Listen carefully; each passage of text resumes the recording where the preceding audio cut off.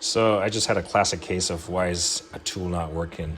Because a lot of us believe that we have all this tool, so we know how to use every tool there is. But sometimes you need the manual. What I'm talking about is a Milwaukee Palm Nailer operations manual.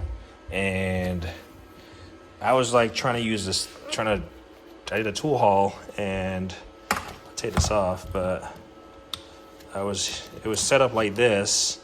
And I was like, I knew I had a freshly charged battery in there. Well, the first one was freshly charged. This one is no longer. I thought the battery was bad.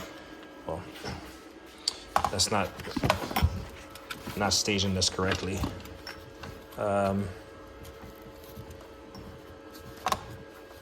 So this thing was set up just like this.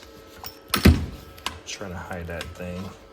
And I kept pressing this obvious button on the side, and I was like, what the hell? It's not going. And initially, I was honestly treating this thing like it was pneumatic, like this plunger was going to depress, and, you know, something was going to happen with that pin on the inside. Well, it's not pneumatic. It's not pneumatically operated, so it's not going to fly out at you. And if I press this button, nothing is going to happen. Well, I'm like starting to think the worst, like I'm gonna have to return this thing because I bought it for my shed. Then I looked up a video on YouTube. One talked about it being bulky, the next one just showed it in use. But then I consulted my owner's manual here, which I store all my owner's manual. I never threw them out. And then, at least if you're not gonna read your owner's manual, familiarize yourself with a functional description or buttons. The anvil is not shown, so from the bottom. Has a LED lighted 6. He has a fuel gauge, trigger lock, trigger, collet, and magnetic sleeve.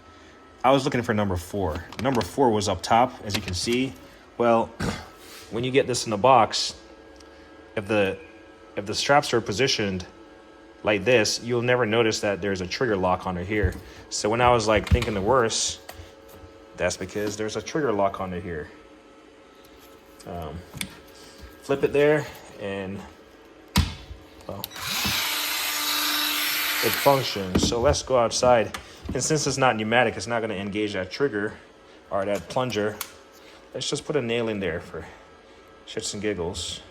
Normally I wouldn't do that with a battery in there, but it's not going to plunge on me until I depress that trigger. And we're just going to do a functional test of this. And I'll show you why I bought it in the first place. So looks like it's gonna rain. Hope it doesn't rain. Got the grass cut this morning. Cut the neighbor's grass also. And then trim back all the grass that was growing right here by the trash cans. Looks pretty spiffy. So, I mean, I even cut the side to the left of the cars and my side to the right, and then my additional neighbor. But anyway, got this. I'm gonna have to work in some really confined space. Now this is gonna be way too big, but when I go to put on those trim pieces that are gonna go right here, that's where it's gonna come in. As far as getting access on the other side, well, I'm gonna remove this gate, and then all these like trim pieces that I'm gonna put right here around the door of my shed. Pretty nice. Kind of glad I got these walls bolted together, because it's not fully locked in. It doesn't have any rafters. I think that's what you call those stringers from left to right, or that hold the roof together, I guess. But I don't have any of those. But it's kind of locked in with some 5-inch screws and screwed in some couple places. I didn't do screw up here, but it's good to go, and it's locked in at the bottom. Talk more about the shed later. So the shed is in progress. I didn't get to work on it much this weekend, but believe it, next time when I work on it, it's going to be fantastic. Get a lot of work done. Put on these missing pieces. Only reason I didn't put those on is because it's going to be heavy. But yeah, anyway, functional test of this. Let's see.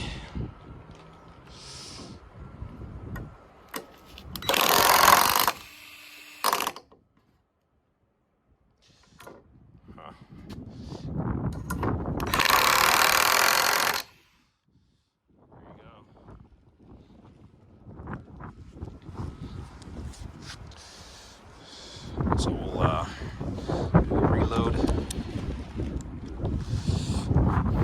Reload a little screw in there, a nail. I mean, it's Sunday. It makes a lot of noise, so I'm gonna call it quits right there.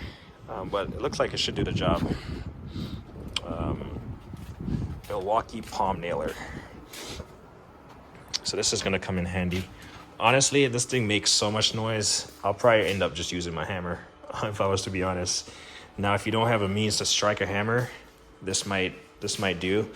But this thing makes a lot of noise. But I could see where it could come in handy in tight spaces.